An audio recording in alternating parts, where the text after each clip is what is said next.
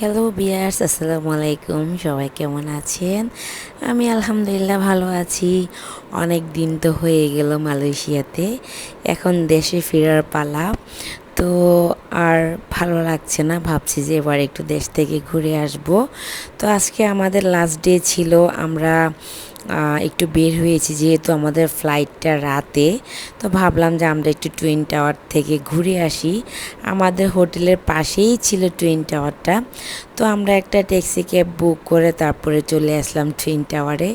এখানে এসে তারপরে আমার ছেলেটা আজকে একটু ভালো ফিল করতেছে, মানে তার কাছে একটু ভালো লাগতেছে। তো আমরা টুইন টাওয়ারে একটু ঢুকলাম, ঢোকার পরে এদিক সেদিক একটু ঘোরাঘুরি করলাম। তো আমার ছোট ছেলে বলতেছিল যে আজকে আমি এখানে থাকবো, এখানে আমি খাবো, আমি ঘুরবো, আমি শপিং করব। বাচ্চা তো আর জানে না আজকে যে আমরা চলে যাব। তো যাই হোক, আমরা এখন বের হয়েছি একটু টুইন টাওয়ার মার্কেট থেকে বের হয়ে একটু ভিডিও করতেছি, ফটোশ্যুট করতেছি। আসলে মালয়েশিয়াতে আমরা যে টাইমটাতে গেছি, যে কি পরিমাণে গরম ছিল, গরম কেমন ছিল আমি আসলে বলতে পারবো না। বাট মানে হিট বেশি ছিল, শ্বাস নেওয়াটা অনেক কষ্ট হয়ে যাচ্ছিল। এই যে দেখুন আমার অবস্থা, মানে আজকে আমরা চলে যাব।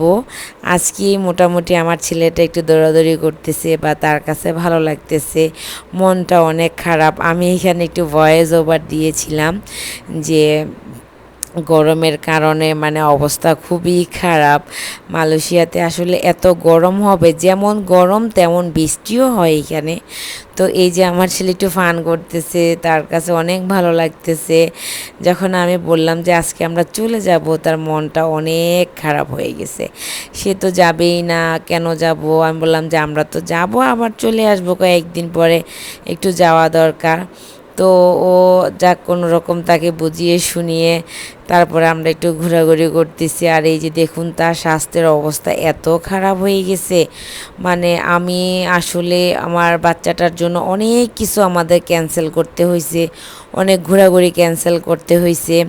তারপরে আমরা এক জায়গা থেকে আরেক জায়গায় যাওয়ার কথা ছিল, এটা কি কি একটা জায়গা যেন বলে, খুব ফেমাস একটা জায়গা, আসলে এই মুহূর্তে মনে আসছে না। সে ফ্লাইটও আমরা ক্যান্সেল করছি। আসলে সব কিছু মিলিয়ে না, মানে ঘুরতে গেলে বাচ্চাদের অসুস্থতাটা যদি মানে হয়ে যায় তখন আর আসলে কোনো কিছুই ভালো লাগে না। তবে মালয়েশিয়াতে খাবার দাবার একদম বাংলাদেশির মতো, এটা একটা ভালো লাগছে।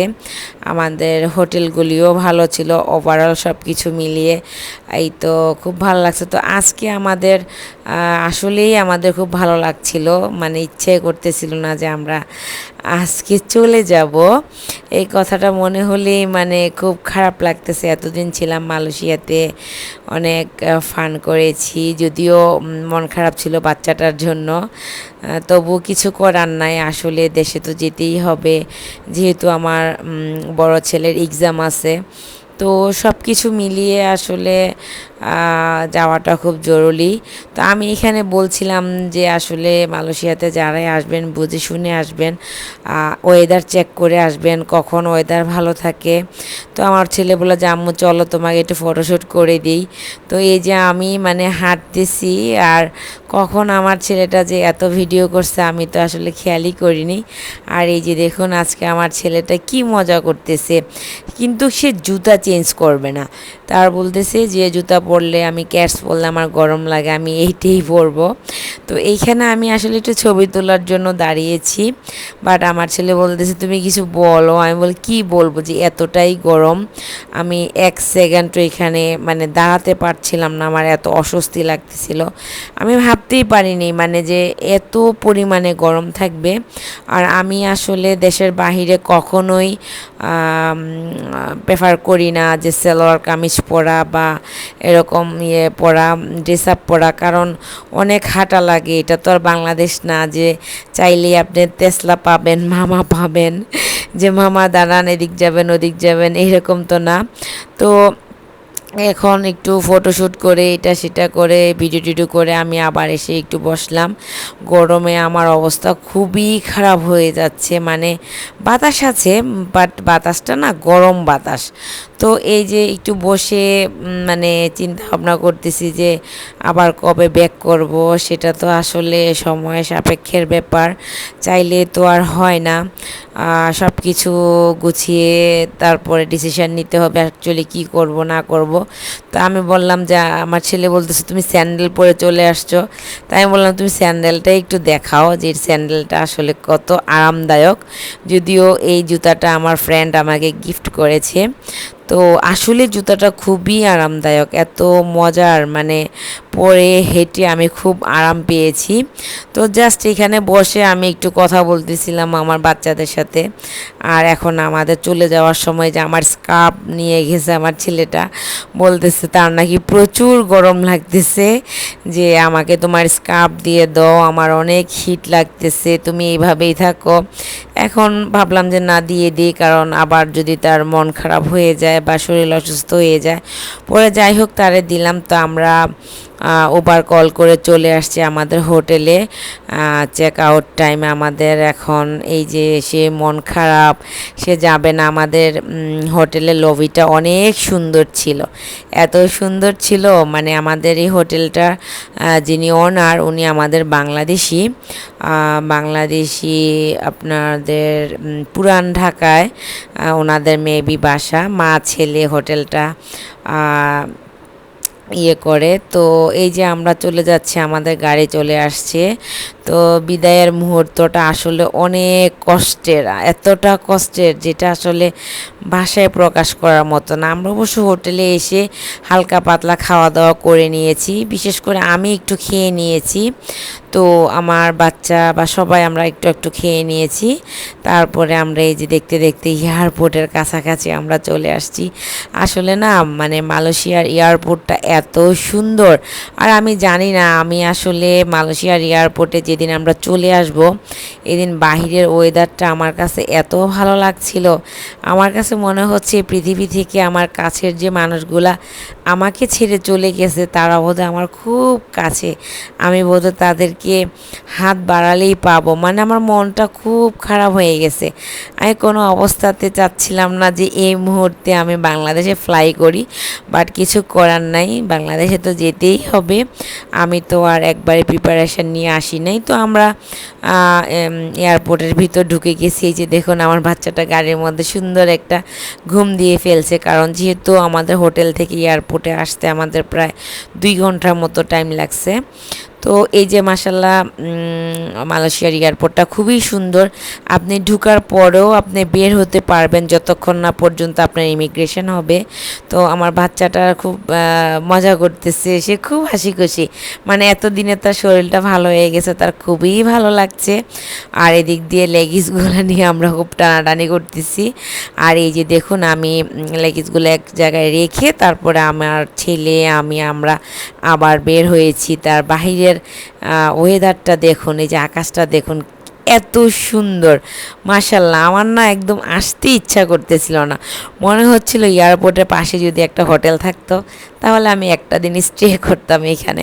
তো এই যে আমার ছেলে মজা করতেছে, তার মন খারাপ, তার জ্বর টর কমে গেছে, সে খুবই মজা করতেছে। তো আমাকে বলতেছে যে আমার টেডি বিয়ারটাকে একটু ভিডিও করো। তো আমি আসলে বাহিরে দাঁড়িয়ে না মানে এই ওয়েদারটা খুব মানে এনজয় করতেছিলাম। আর আসলে মানে আমাদের বাংলাদেশের যে এয়ারপোর্ট সেটার কথা বলতেছিলাম, যে এত বাজে একটা অবস্থা, আমরা কেন উন্নত হতে পারি না আমাদের কারণেই আসলে। তো এইখানে যাই হোক কোনো গ্যাদারিং নাই, গাড়ি আসতেছে আবার নামায়, গাড়ি থেকে নেমে আবার গাড়িগুলো চলে যাচ্ছে, এইখানে কোনো প্রকার কোনো রকম কোনো হ্যাসেলই নেই। তো আমার অবস্থা দেখুন, যেহেতু আমার বাচ্চাটা অসুস্থ ছিল, আমার তাকে টেক কেয়ার করতে হয়েছে, রাত জাগতে হয়েছে। আর যেহেতু হোটেল থেকে এয়ারপোর্টটা একটু দূরেই ছিল, মোটামুটি 2 ঘন্টার জার্নি। তো আমরা মোটামুটি গাড়িতে একটু ভালো করে ঘুমিয়ে নিয়েছিলাম। তো এইখানে বলছিলাম আর কি যে বাই বাই মালয়েশিয়া। তো খুব খারাপ লাগছিল আবার ভালো লাগছিল, সব কিছু মিলিয়ে। আমি পিছনের এই যে আমার আকাশটা দেখুন, একদম নীল রঙের, এত সুন্দর মিষ্টি হাওয়া। আমি আমার লাইফে অনেক এয়ারপোর্ট আমি গিয়েছি, ভালো লাগে, ওগুলো ভালো লাগছে। বাট জানি না কেন জানি ওয়েদারটা এত সুন্দর ছিল, এত সুন্দর ছিল, মনে হচ্ছিল ওয়েদারটা কান্না করতেছে, আমি চলে যাচ্ছি এই জন্য। তো যাই হোক, আমারও মনটা খারাপ, কি করব, দেশে তো যেতেই হবে, সব কিছু এলোমেলো। এখন আমরা এই যে ভিতরে চলে যাচ্ছি। তো আমি আসলে এইবার প্লেনের ভিডিও তেমন একটা করতে পারি নাই, তার কারণ একটাই, প্লেনে খুব বেশি পরিমাণে যাত্রী ছিল, খাবার ছিল না।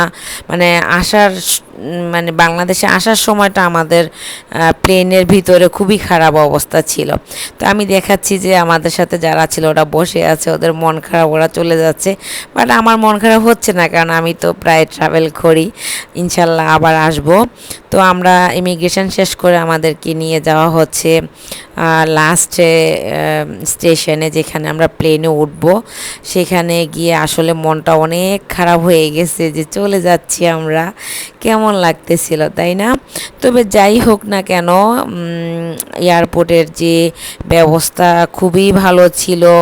আমাদের খুব কম সময়ে ইমিগ্রেশনটা একদম আমরা কমপ্লিট করে ফেলেছি, আসার সময় কোনো প্রবলেম হয় না। বাট প্লেনে এত প্রবলেম হয়েছিল, মানে প্রবলেম বলতে খাবারই ছিল না। তো যাই হোক, আমরা ইমিগ্রেশন করে সব কিছু বুকিং টুকিং দিয়ে আমরা এখন লাস্ট খাওয়ার জন্য আসছি। তো এইখানে যে বার্গার কিংয়ে আমরা খাবো।